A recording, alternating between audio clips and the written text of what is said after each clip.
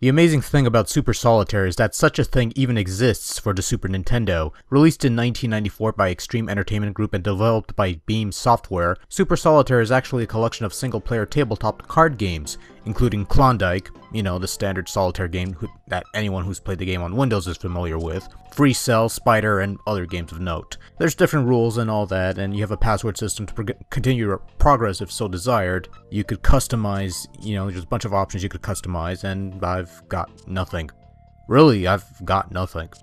Super Solitaire is, well, it's one of those games that belong in the why bother pile. Yes, I'm remotely aware that there's a solitaire game for the Nintendo Entertainment System, and I'd also add that to the why bother list. Super NES games weren't being sold on budget titles back in the day, if such a concept even existed 20 years ago, which makes Super Solitaire all the more baffling, to me at least. Again, this was released in 1994, and I can't imagine this being a top seller on the console, especially since the game was on Windows and played better there. Look, I'm not trying to take a piss on Solitaire. I like Solitaire. I think it's a nice little time waster that I fire up on Windows every so often. I cannot really say the same for Super Solitaire, which requires a bit more effort to play than it did on the old Windows. The added effort coming from inserting the cartridge onto the console once the console is set up if it isn't already. I certainly can't say that I was looking forward to moving a cursor around with the SNES D-pad, which feels somewhat stiff and awkward. The good news is that Super Solitaire is compatible with the Super NES mouse, which is nice because I'd much rather be playing with the mouse than the D-pad. Unfortunately, moving the mouse around with the mouse is rather slow. Even with the mouse speed set to maximum, the cursor was still nowhere near as speedy as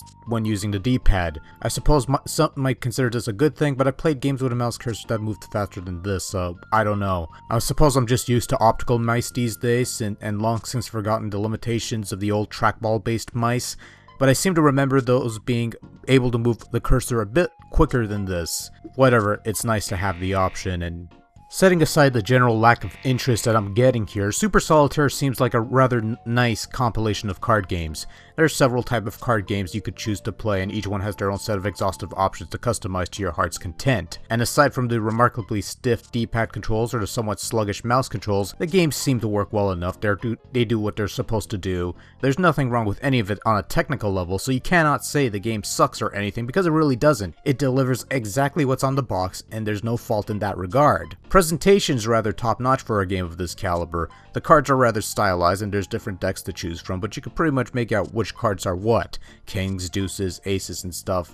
Those are easily distinguishable even within its fanciness. There's various backgrounds depending on the games played, and they look well rendered, they're pleasant to the eyes, no real complaints to be had there. Meanwhile, sound is somewhat of a premium here for the most part, with some buzzers and bleeps and dings and other audible cues, but at least you have calm, soothing music to call your own. It's not fantastic musical cues, but it serves its purpose, I suppose, and that's it. Sorry folks, but there isn't a whole lot to say about Super Solitaire. At best it's a compulsive addition for the obsessive types, and at worst, it's a lark purchase just to say you have Super Solitaire from Extreme Entertainment.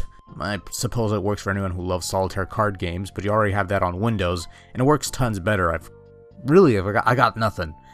If you really want to try different versions of Solitaire that doesn't involve Microsoft, I guess you could do much worse than this, I suppose. It's pretty cheap, at least these days.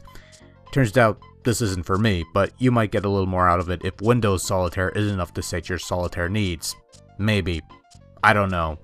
And at this point, I don't care. The review's over. Goodbye.